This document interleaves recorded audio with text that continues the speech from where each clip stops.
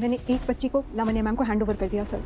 तनीजी मैंने नहीं किया, इन्होंने मुझे धोखा दिया है। सच सिर्फ इतना ही है कि हमारी दोनों पोतियों को दीपिका के पास ही होना चाहिए। हमारे बेटे ने उनका पिता कहलाने का हक उसी दिन खो दिया था जिस दिन उसने अपनी पत्नी पर लांछन लगाया था। बयान और शिवानी जी की गवाही से दीपिका मित्तल को दी जाती है। मित्तल, आई एम सॉरी, अब हमें दरवाजा तोड़ना होगा। गई है, इनको देख क्यों नहीं रहे हो बच्ची? अब रुक क्यों रहे हो? कोई कहीं नहीं लेके जाएगा। हटिए, छोड़िए मेरी हटिए, छोड़िए छोड़िए। कुछ छीन लेगा, इसे लॉकअप में रहने दीजिए। हेलो दोस्तों, दिल को तुमसे प्यार हुआ में आज सिद्धार्थ और शालिनी मजिस्ट्रेट के ऑफिस पहुंचते हैं और वहां शालिनी मजिस्ट्रेट को बताती है कि उसी ने 5 साल पहले दीपिका की डिलीवरी कराई थी और वह डिलीवरी रूम में थी। उसने लावण्या की बातों में आकर लावण्या को बेबी दे दिया क्योंकि लावण्या अपने बेटा बहू को एक देखना चाहती थी, इसलिए उसने लावण्या को वह बच्ची दे दी।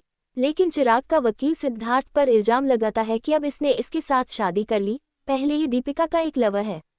तो सिद्धार्थ को गुस्सा आता है और वह बोलता है, मेरी पत्नी और मेरी बहन के बारे में अगर कुछ बोला तो अच्छा नहीं होगा। फिर चिराग और सिद्धार्थ की वहां पर बहस हो जाती है। तो मजिस्ट्रेट कहता है, मेरा ऑफिस है, तुम्हारा घर नहीं है। ज्यादा बदतमीजी पर उतरे तो जेल के दरवाजे तुम सबके लिए खुले हैं। फिर दीपिका से उसका लॉयर पूछता है कि कहाँ है लावण्या जी, और वही कुछ कर सकते हैं। नीलिमा लावण्या को कहती है, आपको वहां जाना चाहिए था, लेकिन लावण्या बताती है कि मुझे बेटे की कसम ने रोक लिया है, तो मैं ठाकुर जी का इंतजार कर रही हूँ, शायद कुछ चमत्कार हो जाए। लेकिन फिर लावण्या हिम्मत करके वहां जाती है और सब सच्चाई बता देती है कि 5 साल पहले मैंने ही दीपिका की एक बच्ची को ले लिया था। दीपिका को इस बारे में कुछ पता नहीं था कि उसने एक और बच्ची को जन्म दिया है। 5 साल पहले मैंने गलती की थी।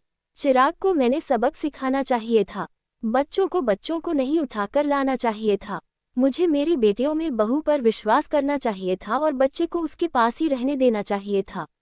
मुझे ये बहुत बड़ी गलती हो गई है और मैं कानून की भी गुनहगार हूँ। फिर से शालिनी की गवाही और लावण्या के बयान से मजिस्ट्रेट दीपिका के हक में फैसला सुनाते हैं और दोनों बच्चे दीपिका के पास ही रहेंगे। चंदू और रागिनी मामा को कमरे में बंद कर मजिस्ट्रेट के ऑफिस पहुंच जाती है। चिराग महारानी को देखकर उठाकर अपने घर ले जाता है।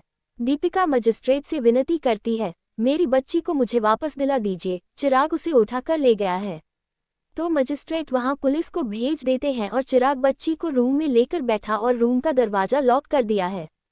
तो वहां पर पुलिस जाकर चिराग से बच्ची को छीन लेती है और दीपिका को दे देती है। चिराग दरवाजा नहीं खोलता है तो पुलिस को दरवाजा तोड़कर बच्चों को छीनना पड़ता है। चिराग से सीरियल दीपिका जी कहती है, आप रागिनी के लिए कुछ भी कर सकते हैं, तो सोचो। और रागिनी मुझे 5 साल दूर रही है, मैं रागिनी के लिए क्या कुछ कर सकती हूँ। अब मेरी बच्ची से दूर रहना। और चिराग अभी कहता है, मैं अपनी बच्ची को अपने पास लाकर रहूंगा। तो दोस्तों, देखना ये होगा कि अब कहानी क्या नया मोड़ लेती है। क्या चिराग रागिनी को दीपिका के पास रहने देगा या दोबारा कोई ऐसी हरकत करेगा रागिनी को दीपिका से छीनने के लिए। और अब चिराग क्या नई चाल चलेगा दीपिका खिलाफ। और अब चिराग लावण्या को भी बहुत कुछ सुनने वाला है क्योंकि लावण्या ने फिर से अपनी बेटी दीपिका का साथ दिया है। तो दोस्तों, आपको यह एपिसोड कैसा लगा हमें कमेंट में जरूर बताएं और चैनल को लाइक और सब्सक्राइब करें। धन्यवाद।